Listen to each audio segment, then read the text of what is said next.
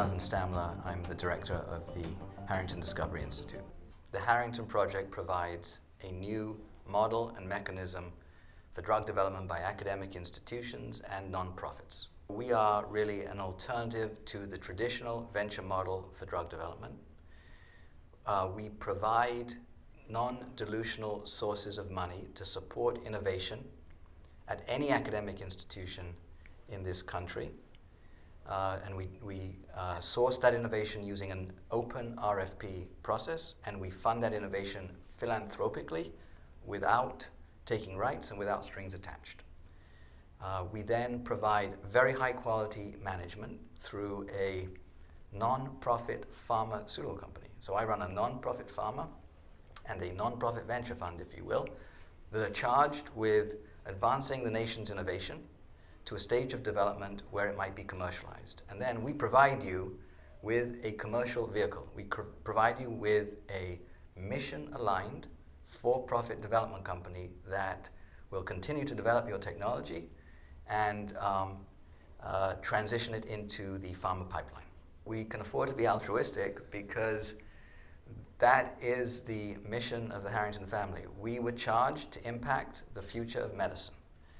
This is a philanthropic family looking to see us make a difference. They're looking for impact.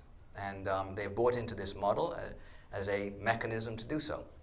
So we're not charged with supporting innovation in any location, even though we reside at University Hospitals of Cleveland. We are charged with finding a way to impact society. And the Harrington family are entrepreneurial, and thus have created a non-profit, for-profit mechanism to do this, but on mission. They have a commitment to society. Success is in the eye of the stakeholder. We support on the non-profit side today, using philanthropy, pure philanthropy, 35 programs, Harrington scholars across this country and in the UK. We are both successful in transitioning these scholars supported philanthropically into our own mission-aligned for-profit development company, as well as transitioning programs, our portfolio within the for-profit, into the pharmaceutical pipeline. So the model is a new model, alternative to venture, in as much as we provide non-dilutive sources of money up front, very high quality management teams across non-profit and for-profit, and a new business model that is in effect high throughput. It's volume play, for lack of a better term. That is, we effectively transition our portfolio early into the pharma pipeline for small upfront fees. This is true philanthropy in the truest sense of the word. We are going to be charged with raising more philanthropy to support the scaling of this initiative. But ultimately, this is true non-dilutional dollars that have been designed to incentivize a for-profit and to ensure that that for-profit is successful.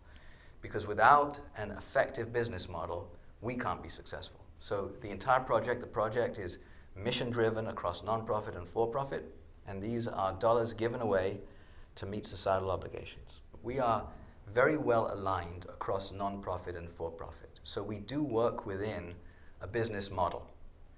And there is financial stewardship by an investment committee on the non-profit side, just as there is on the for-profit.